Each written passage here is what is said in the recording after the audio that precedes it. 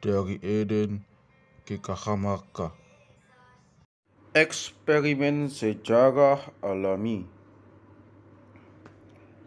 di Kepulauan Chatham yang terletak 500 mil 800 km sebelah timur Selandia Baru. Kemerdekaan yang telah berabad-abad dinikmati oleh orang Moriori berakhir secara brutal pada Desember 1835. Pada 19 November tahun itu, tiba satu kapal yang membawa 500 orang Maori yang bersenjatakan bedil, pentungan, dan kapak, diikuti kapal lain dengan 400 orang Maori lagi pada 5 Desember.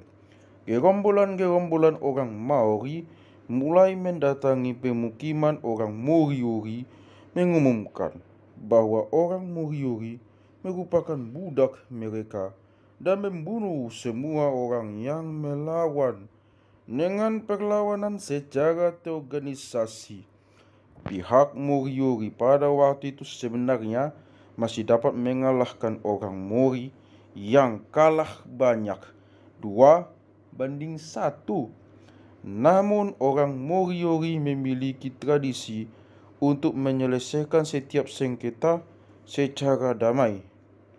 Dalam suatu rapat dewan, mereka memutuskan untuk tidak mengadakan perlawanan, melainkan untuk menawarkan perdamaian, persahabatan, serta pembagian sumber daya. Sebelum orang Maori sempat menyampaikan tawaran tersebut, orang Maori telah melakukan serangan besar-besaran. Selama beberapa hari kemudian, mereka membunuh ratusan orang Maori, memasak dan menyantap banyak lawan yang tewas, memperbudak semua orang lain, serta membunuh sebagian besar orang Maori dengan sesuka hati. Selama beberapa tahun berikut, salah satu orang Moriori yang selamat bercerita, orang Mori mulai membantai kami bagaikan domba. Kami ketakutan, lari ke hutan, bersembunyi di dalam lubang-lubang di tanah, dan di mana saja asal bisa lolos dari pihak musuh. Tapi sia-sia saja kami ditemukan dan dibunuh. Laki-laki, perempuan, dan anak-anak tanpa pandang bulu. Seorang penakluk dari pihak Maori menjelaskan, kami rebut semuanya sesuai adat istiadat kami dan kami menangkap semua orang. Tidak ada satupun yang lolos. Ada yang melarikan diri. Yang ini kami bunuh dan orang lain juga kami bunuh. Tapi apa masalahnya? Ini sesuai adat istiadat kami. Hasil yang brutal dari benturan antara orang Moriori dan orang Maori sesungguhnya dapat diramalkan dengan mudah. Orang Moriori merupakan populasi pemburu pengumpul yang kecil dan hidup terisolasi. Mereka memiliki teknologi yang paling sederhana, sama sekali tidak berpengalaman perang, dan tidak punya kepemimpinan atau organisasi yang kuat.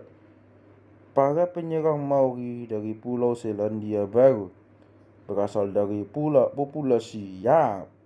populasi petani yang padat, yang terus-menerus terlibat peperangan yang sengit, memiliki teknologi dan senjata yang lebih maju, serta beroperasi di bawah kepemimpinan yang kuat.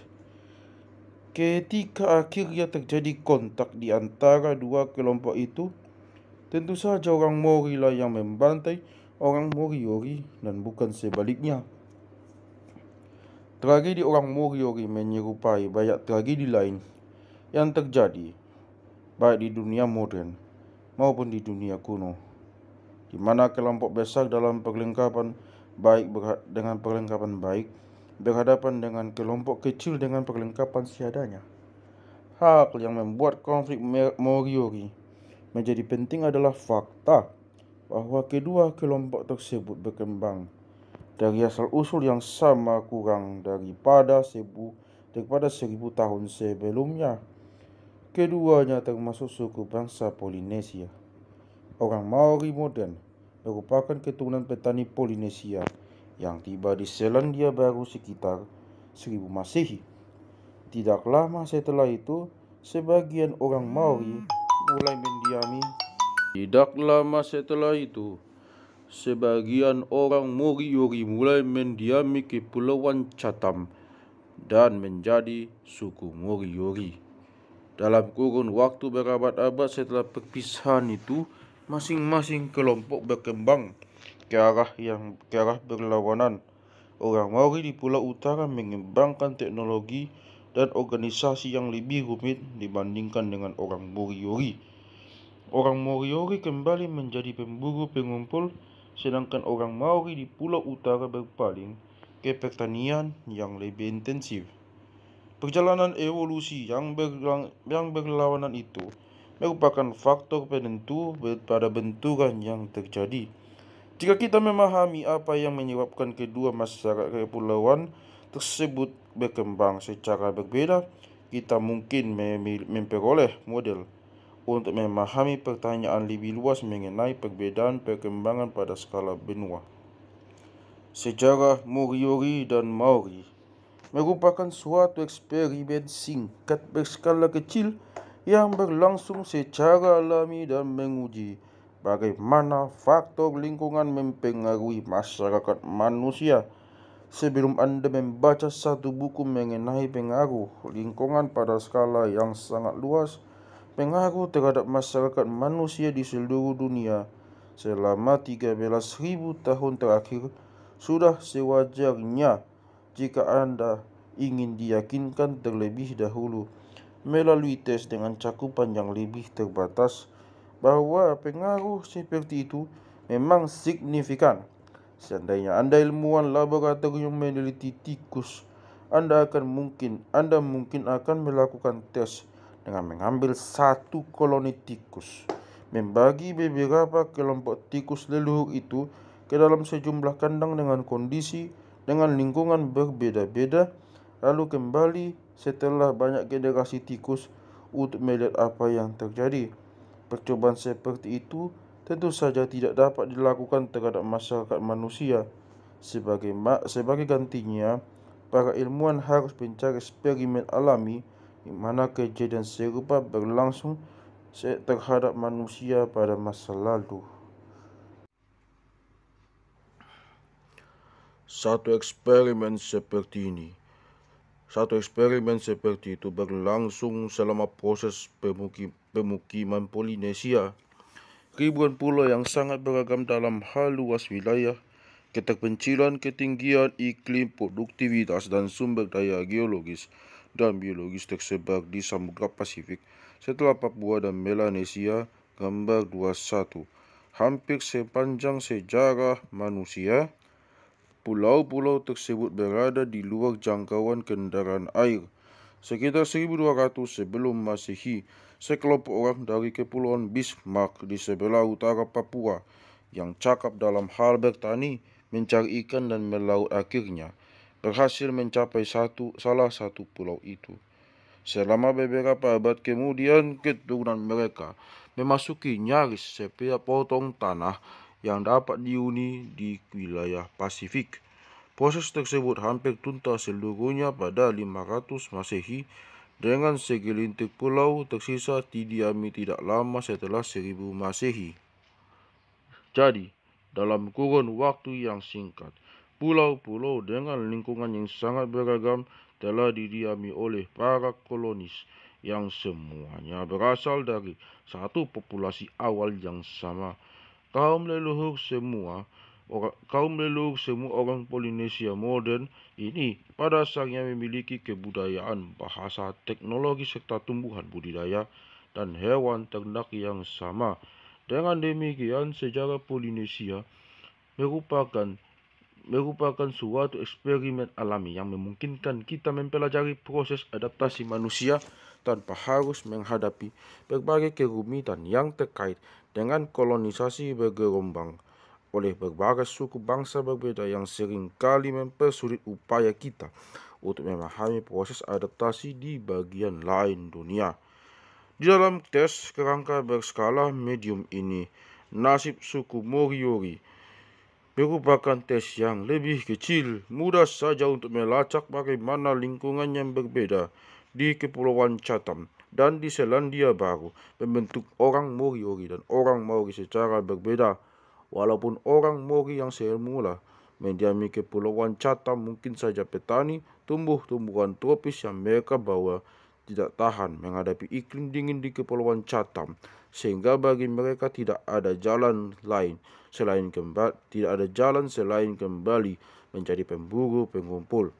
Berhubung mereka sebagai pemburu pengumpul tidak menghasilkan surplus panen yang dapat diredistribusikan atau disimpan, mereka tidak dapat menopang dan memberi makan tukang, prajurit, birokrat, dan kepala suku yang tidak turut berburu. Buruan mereka adalah anjing laut, kerang-kerangan, burung laut, dan sedang bertelur. Buruan mereka adalah anjing laut, kerang-kerangan, burung laut yang sedang bertelur, dan ikan yang dapat ditangkap dengan tangan atau dengan tongkat pemukul tanpa memerlukan teknologi rumit. Selain itu, Kepulauan Chatham terdiri atas pulau-pulau yang relatif kecil dan terpencil dan hanya dapat menopang populasi keseluruhan sekitar 2.000 pemburu pengumpul. Tanpa daya pulau-pulau lain yang dapat dikolonisasi, orang Moriori terpaksa bertahan di Kepulauan Chatham dan belajar hidup berdampingan. Mereka melakukannya dengan mengharamkan perang, dan mereka mengurangi populasi kelebihan penduduk dengan mengebiri sejumlah anak laki-laki. Hasilnya adalah suatu populasi kecil yang tidak suka berperang, dengan teknologi dan senjata yang sederhana tanpa kepemimpinan atau organisasi yang kuat.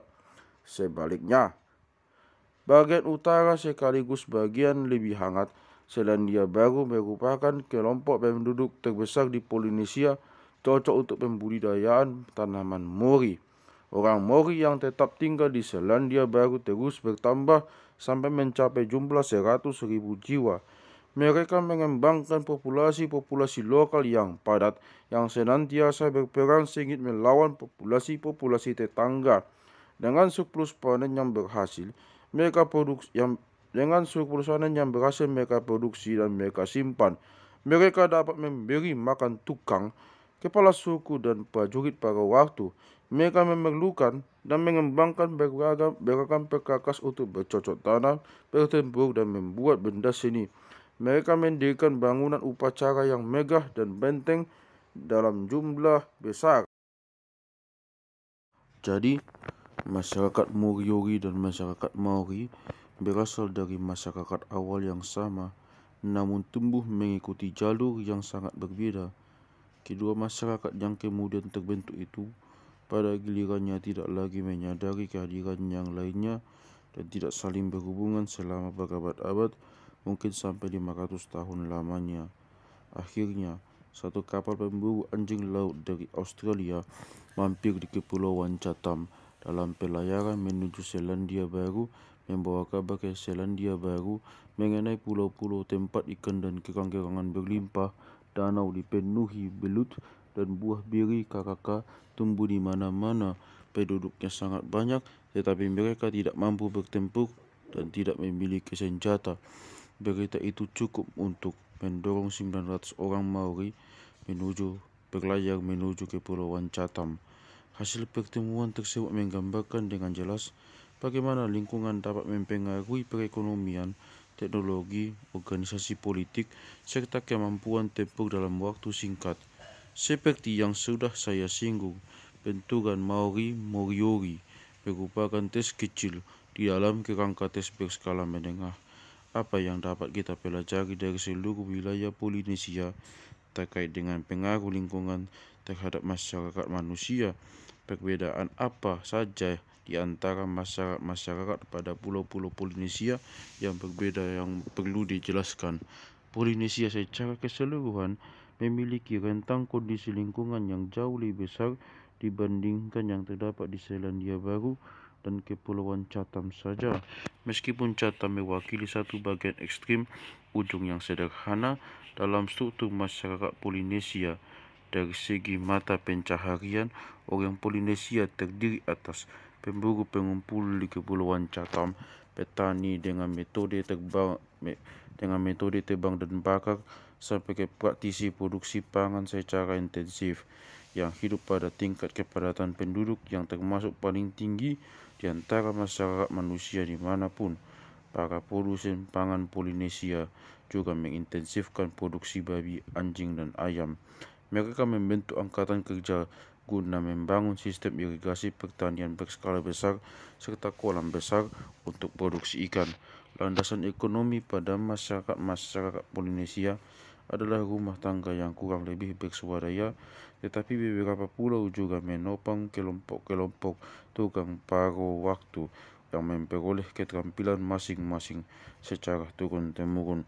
Dalam hal organisasi sosial, masyarakat Polinesia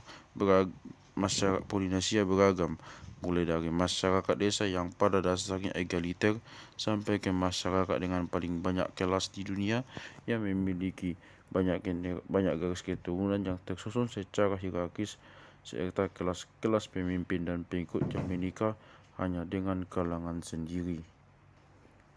Dalam hal organisasi politik, Kepulauan Polinesia beraneka, mulai dari kawasan yang dibagi menjadi unit-unit suku atau desa yang independen sampai ke pra-kerajaan multipulau yang mengadakan satuan militer permanen untuk menduduki pulau lain dan melancarkan perang penaklukan. Dan yang terakhir, budaya material Polinesia bervariasi, mulai dari produksi barang-barang pribadi saja sampai ke membangun arsitektur berskala monumental.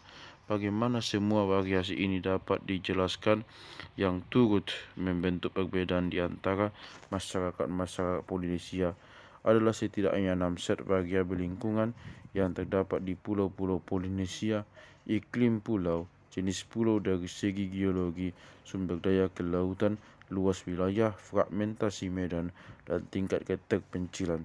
Mari kita tinjau faktor-faktor tersebut sebelum kita mulai mengamati konsekuensi spesifik masing-masing terhadap berbagai masyarakat Polinesia.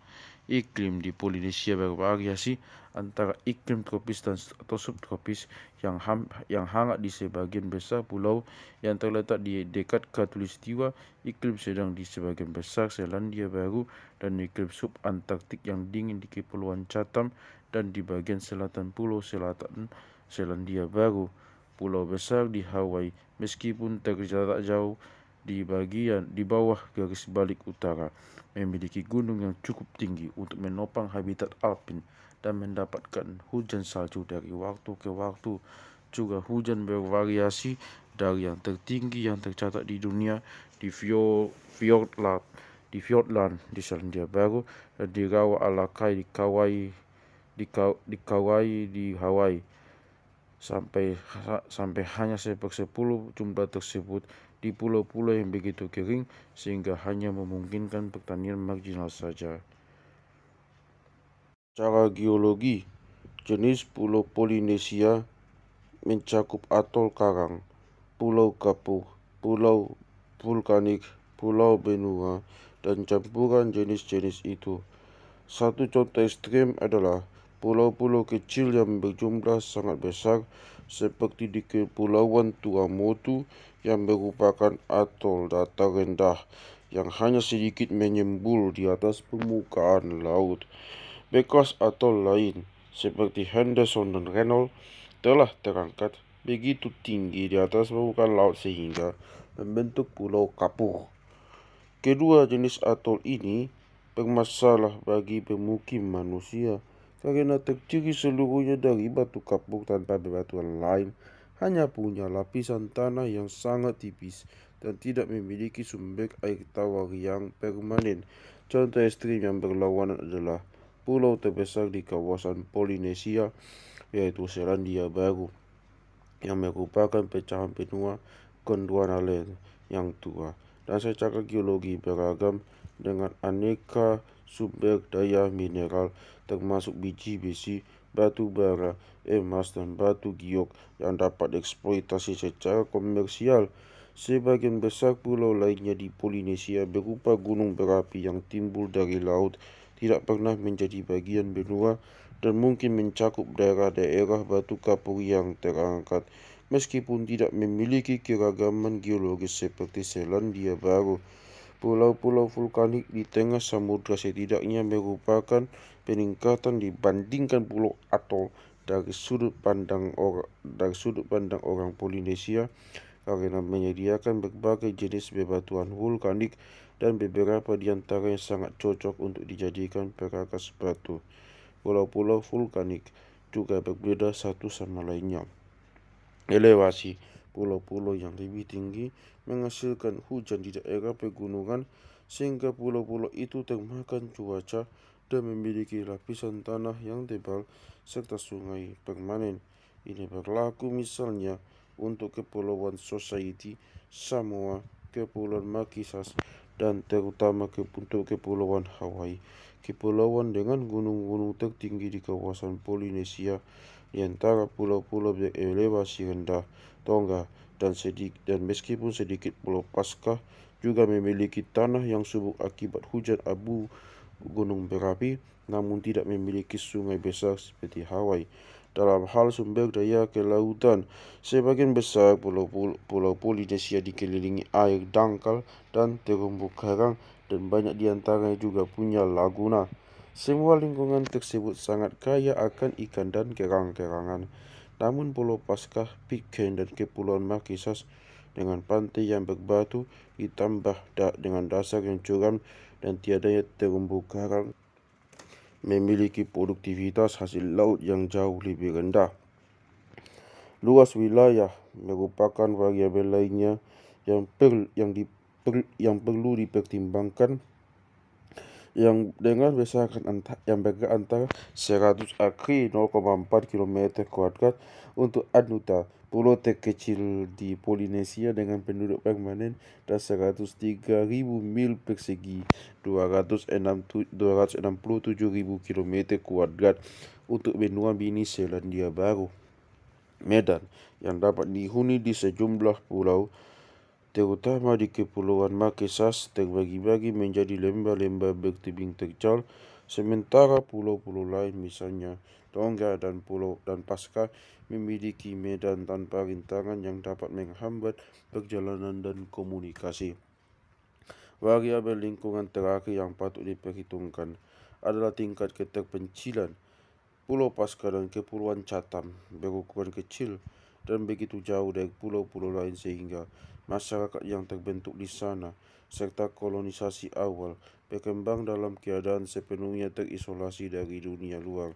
Selandia Baru, Hawaii, dan Kepulauan Marquesas juga terpencil, namun paling tidak dua yang terakhir tampaknya masih menjalin hubungan dengan kepulauan lain setelah kolonisasi pertama, dan ketiga-tiganya terdiri atas banyak pulau yang cukup berdekatan satu sama lainnya, sehingga memungkinkan hubungan secara teratur di antara pulau-pulau dalam satu gugus kepulauan.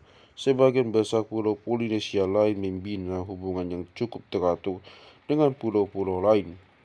Letak gugus kepulauan Tonga khususnya cukup dekat dengan gugus kepulauan Fiji, Samoa, dan Wallis, sehingga memungkinkan pelayaran berkala atau gugus kepulauan, dan pada gilirannya memungkinkan orang Tonga menaklukkan Fiji.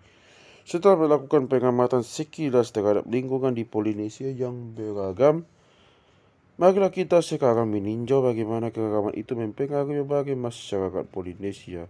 Mata pencarian merupakan salah satu segi masyarakat yang cocok sebagai titik tolak, karena pada gilirannya berdampak terhadap segi-segi lain. Untuk mencari nafkah, orang Polinesia mengandalkan gabungan antara mengumpulkan tumbuhan liar dan makhluk laut bercangkang, memburu burung darat serta burung laut yang sedang bertelur, serta memproduksi bahan pangan. Sebagian besar pulau Polinesia semula dihuni oleh burung besar yang tidak dapat terbang yang berkembang tanpa kehadiran pemangsa. Contoh yang paling dikenal adalah moa di Selandia Baru dan angsa tuna terbang di Hawaii. Meskipun jenis-jenis burung itu merupakan sumber pangan penting bagi para kolonis awal, terutama di pulau selatan Selandia Baru. Sebagian besar punah dalam waktu singkat di semua pulau karena mudah diburu. Burung laut yang sedang bertelur juga segera berkurang, namun tetap menjadi sumber pangan penting di beberapa pulau. Sumber daya kelautan memegang peran signifikan, kecuali di Pulau Paskah, Pitcairn, dan Kepulauan Marquesas, sehingga orang-orang setempat sangat tergantung kepada pangan yang diproduksi sendiri. Leluhur orang Polinesia membawa serta 3 jenis hewan yang telah dibudidayakan, babi, ayam dan anjing, dan tidak membudidayakan jenis hewan lain di kawasan Polinesia. Banyak pulau memiliki ketiga spesies tersebut, namun pulau-pulau Polinesia yang lebih terpencil tidak memiliki satu atau lebih di antaranya, atau karena hewan ternak yang dibawa dalam kano tidak mampu bertahan hidup selama pelayaran panjang para kolonis, atau karena hewan ternak yang mati di pulau tidak dapat diperoleh lagi dengan cepat dari luar. Sebagai contoh, Selandia Baru yang terpencil akhirnya hanya memiliki anjing, Pulau Paskah dan Tikopia hanya ayam. Tanpa akses ke terumbu karang atau peran dangkal yang produktif, dan sesudah pulau, populasi burung darat punah dalam waktu singkat. Penduduk Pulau Paskah berpaling kepada pembangunan kandang ayam untuk budidaya ayam secara intensif. Namun dalam keadaan terbaik pun, ketiga spesies hewan yang dibudidayakan ini hanya sesekali menjadi santapan. Produksi pangan Polinesia terutama mengandalkan pertanian, sesuatu yang mustahil dilakukan di daerah subantarktik karena semua tanaman pangan Polinesia semula dibudidayakan di luar Polinesia dan dibawa oleh para kolonis, para pemukim di Kepulauan Chatham dan di bagian selatan Pulau Selatan Selandia Baru yang dingin.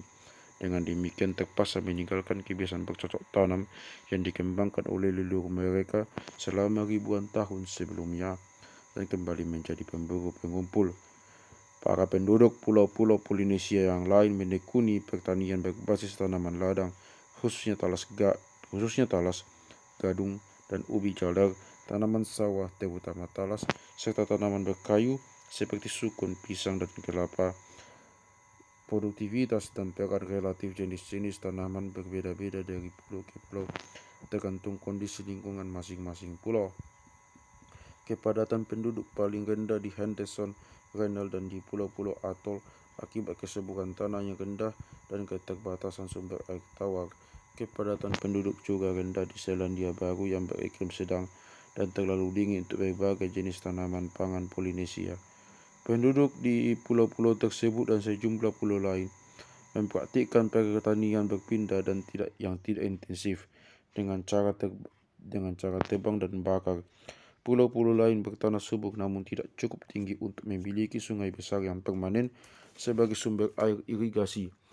Penduduk pulau-pulau tersebut mengembangkan pertanian ladang intensif yang menuntut kerja keras untuk membangun teras, memberi pupuk hijau, menggiling tanaman, memperpendek atau menghilangkan masa pemulihan dan memelihara pohon. Pertanian ladang menjadi sangat produktif di Pulau Paskah, Pulau Anuta yang mungil, dan Tonga yang datar dan rendah, tempat orang Polinesia memanfaatkan sebagian besar tanah yang tersedia untuk keperluan produksi pangan. Pertanian Polinesia yang paling produktif adalah budidaya talas pada sawah irigasi. Di antara pulau-pulau tropis yang berpenduduk banyak, pilihan tersebut tidak tersedia untuk Tonga yang terlalu rendah sehingga tidak memiliki sungai. Pertanian irigasi mencapai puncaknya pada pulau-pulau Hawaii yang terletak paling barat, yaitu Kauai, Oahu, dan Molokai yang cukup besar dan basah untuk mendukung bukan hanya sungai besar yang permanen, tetapi juga regulasi populasi manusia yang besar untuk proyek-proyek pembangunan. Regu-regu pekerja Hawaii membangun sistem irigasi yang rumit untuk budidaya talas yang menghasilkan sampai dengan 24 ton per akre.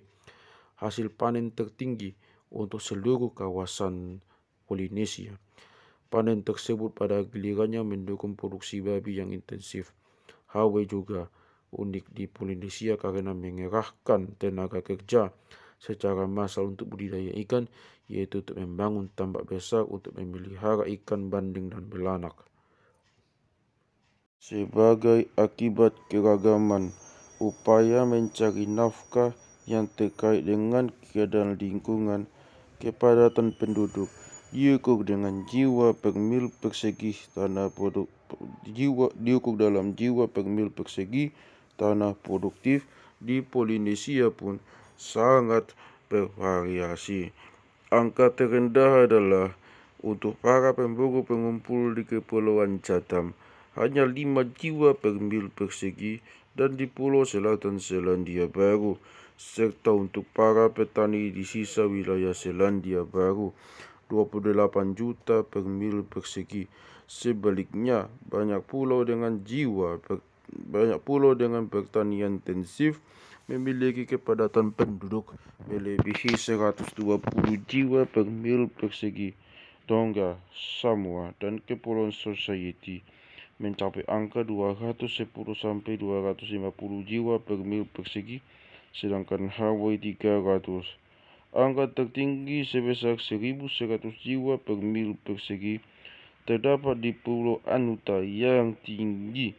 Penduduk pulau itu telah mengubah hampir seluruh tanah yang tersedia menjadi lahan produksi pangan intensif, menjejalkan 160 orang di pulau seluas 100 akre 0,4 km kuadrat, dan dengan demikian masuk ke dalam jajaran populasi berswadaya yang paling padat di dunia. Kepadatan penduduk Anuta melebihi kepadatan penduduk di Belanda pada zaman moden dan bahkan menyaingi kepadatan penduduk Bangladesh. Jumlah penduduk adalah hasil perkalian kepadatan penduduk jiwa per mil persegi dan luas. Luas yang relevan bukanlah suatu pulau, melainkan luas suatu unit politik yang bisa saja lebih besar atau lebih kecil daripada satu pulau. Di satu pihak, pulau-pulau yang terletak berdekatan mungkin saja digabungkan menjadi satu unit politik. Di pihak lain, pulau-pulau besar dengan medan yang berat terbagi-bagi menjadi banyak unit politik.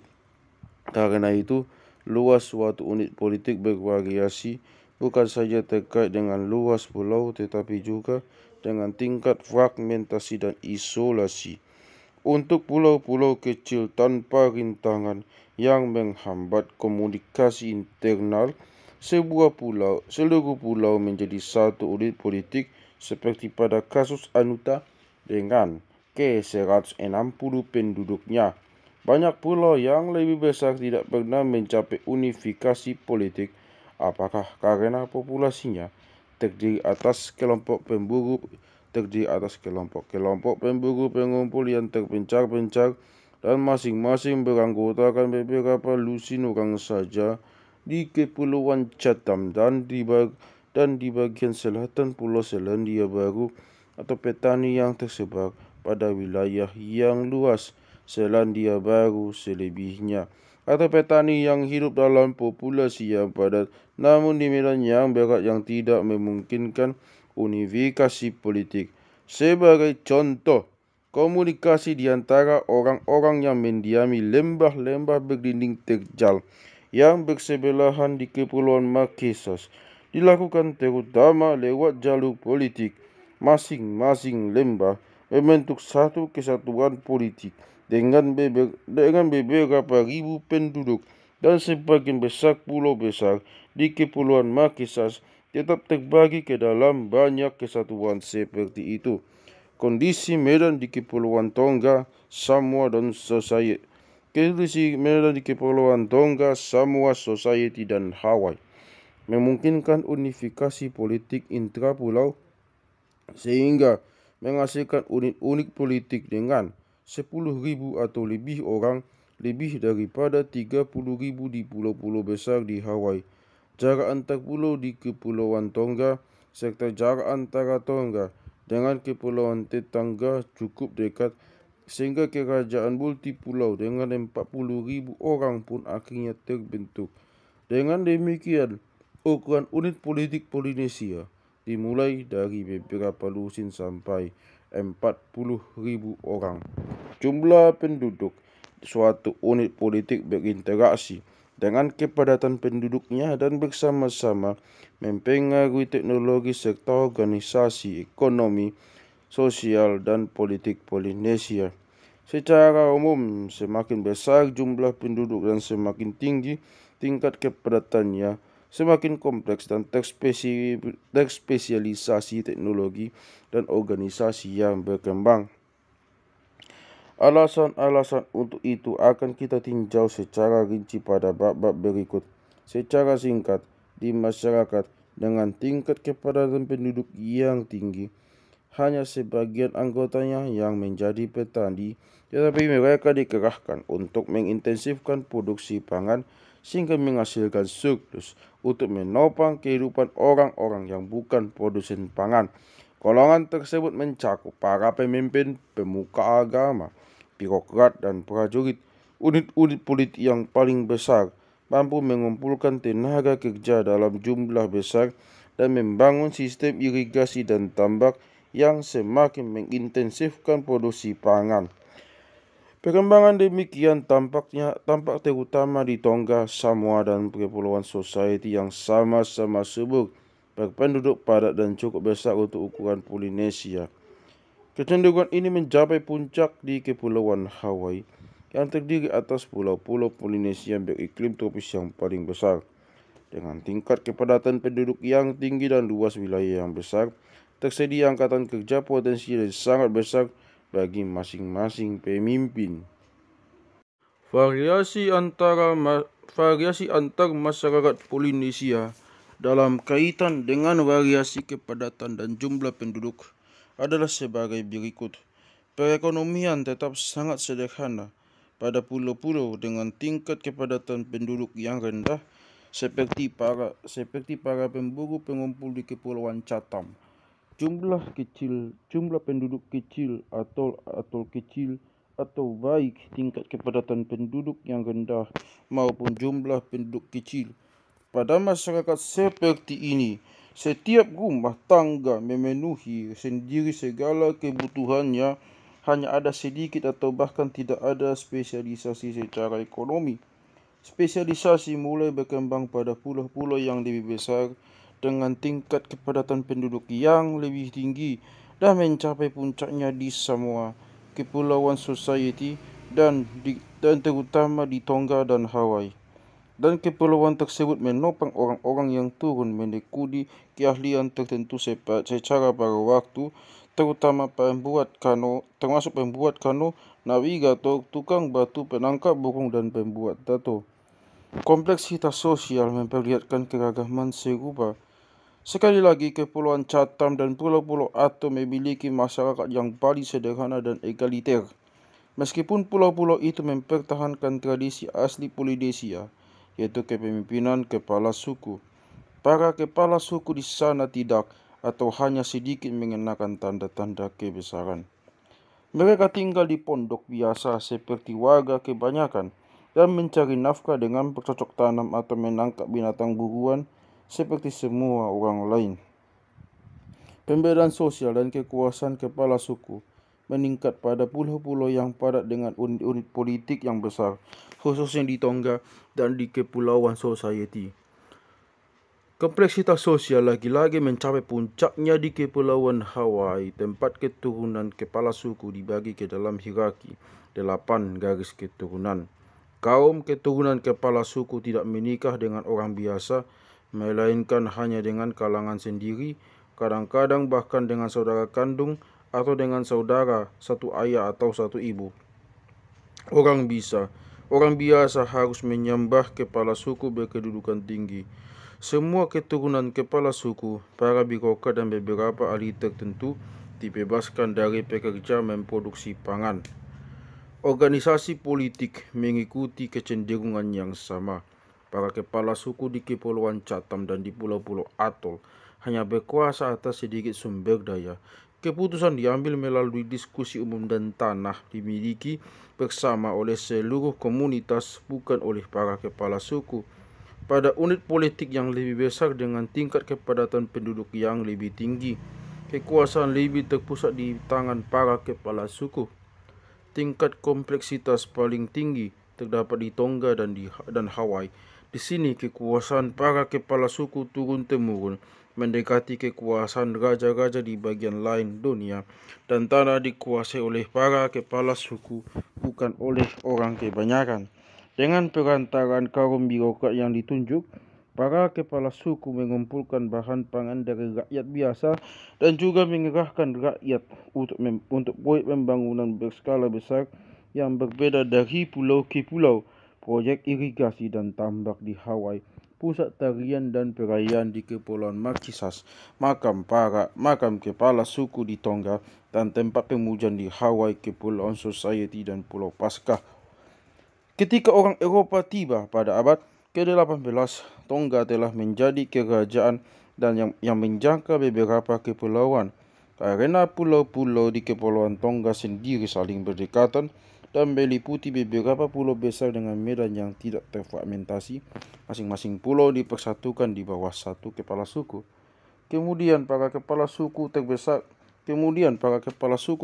di Tonga Tapu, menyatukan seluruh kepulauan, dan selanjutnya menaklukkan pulau-pulau di luar Kepulauan Tonga sampai jarak 500 mil. Mereka menjalin hubungan dagang reguler jarak jauh dengan Fiji dan Samoa, mendirikan pemukiman Tonga di Fiji, dan mulai menyerang dan merebut beberapa bagian wilayah Fiji. Penaklukan dan administrasi pra-kerajaan maritim itu dicapai dengan kano-kano berukuran besar yang masing-masing dapat menampung sampai dengan 150 orang. Sama halnya dengan Tonga, Hawaii menjadi satu kesatuan politik yang mencakup beberapa pulau berpenduduk banyak. Namun akibat letaknya yang sangat terpencil, jangkauannya terbatas di satu kepulauan saja. Pada waktu Hawaii ditemukan oleh orang Eropah tahun 1778, unifikasi politik telah terjadi pada masing-masing pulau di Hawaii dan fungsi politik antar pulau mulai berkembang. Keempat pulau terbesar, Pulau Besar, Hawaii dalam pengertian sempit, Maui, Oahu, dan Kauai, tetap berdiri sendiri dan menguasai atau saling bersaing untuk menguasai pulau-pulau yang lebih kecil, Lanai, Molokai, Kahulawi, dan Niihau.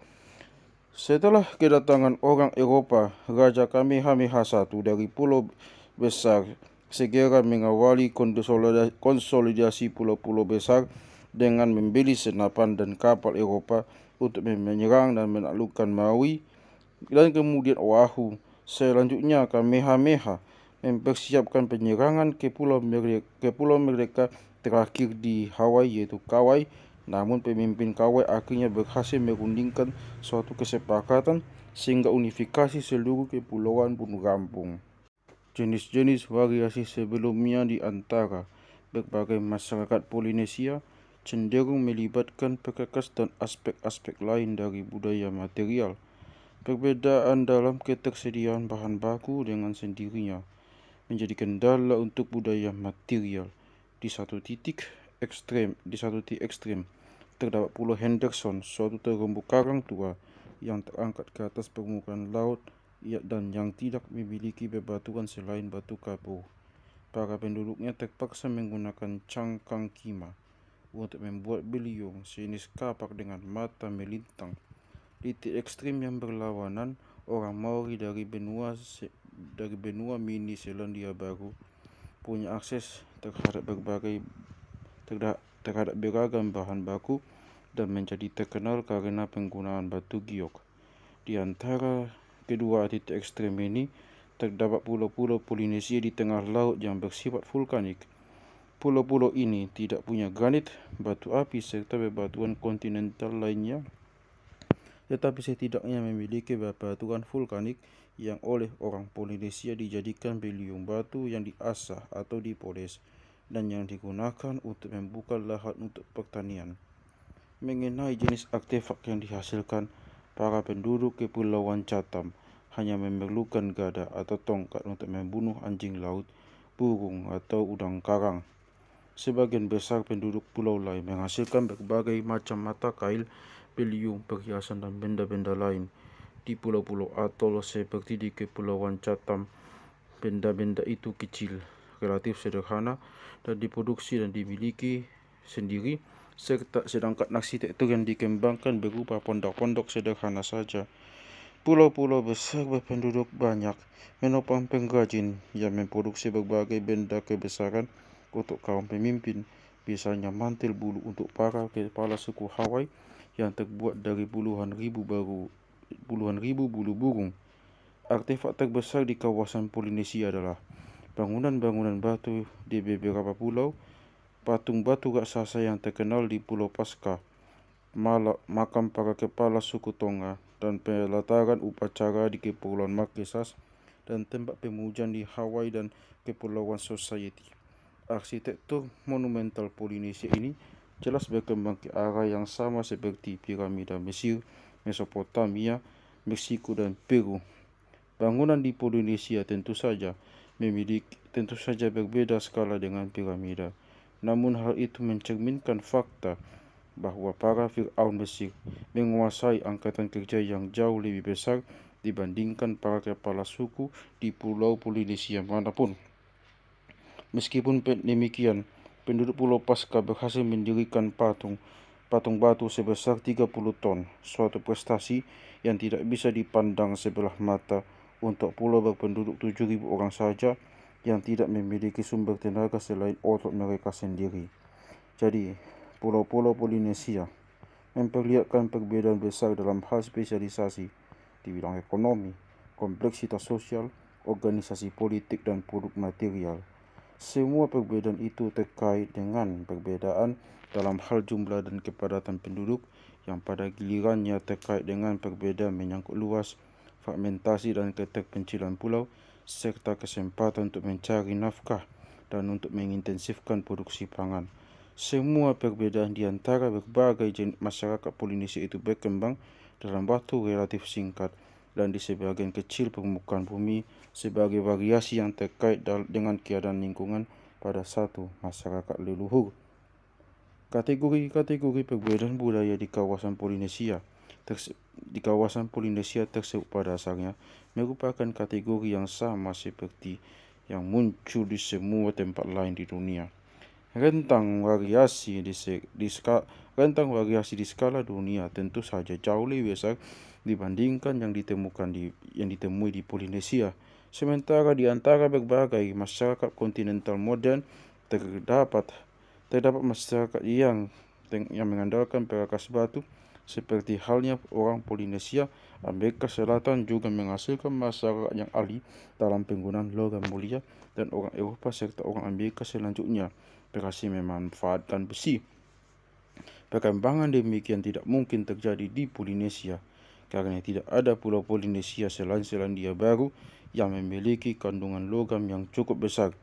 Eurasia telah memiliki kerajaan besar bahkan sebelum Polinesia didiami, diikuti oleh Amerika Selatan dan Tengah, sementara Polinesia hanya menghasilkan 2 pra-kerajaan, di mana salah satunya Hawaii baru terbentuk setelah kedatangan orang Eropa.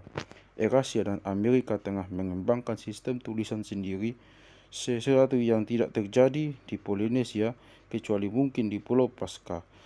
Meskipun aksara misterius Pulau Pasca tersebut mungkin baru lahir setelah adanya kontak dengan orang Eropa. Dengan demikian, Polinesia menyajikan sebagian kecil saja, bukan seluruh spektrum keragaman sosial umat manusia di dunia. Itu seharusnya tak membuat kita kaget, karena Polinesia hanya menyediakan sepotong kecil keragaman geografis dunia. Selain itu, mengingat kolonisasi Polinesia terjadi relatif baru dalam konteks sejarah manusia, masyarakat Polinesia yang tertua pun hanya punya waktu 3.200 tahun untuk berkembang, berbeda dengan masyarakat pada benua yang terakhir diduduki sekalipun Amerika yang telah berkembang selama paling tidak 13.000 tahun. Seandainya diberi waktu beberapa ribu tahun lagi, Tonga atau Hawaii mungkin mencapai tahap kerajaan besar yang memperebutkan kekuasaan atas kawasan Pasifik dengan sistem tulisan sendiri untuk mengelola kerajaan tersebut, sementara orang Maori di Selandia Baru mungkin menambahkan tembaga dan besi di samping batu giok dan bahan lainnya yang telah mereka olah. Singkat kata, Polinesia memberi kita suatu contoh yang meyakinkan mengenai diversifikasi masyarakat manusia dalam kaitan dengan kondisi lingkungan, tetapi kesimpulan yang dapat kita tarik hanyalah bahwa perkembangan seperti itu dapat terjadi karena memang terjadi di Polinesia. Apakah perkembangan serupa juga berlangsung di kawasan benua? Jika memang demikian, apa saja perbedaan lingkungan yang melatar belakangi diversifikasi pada benua-benua dan apa saja akibat yang ditimbulkan?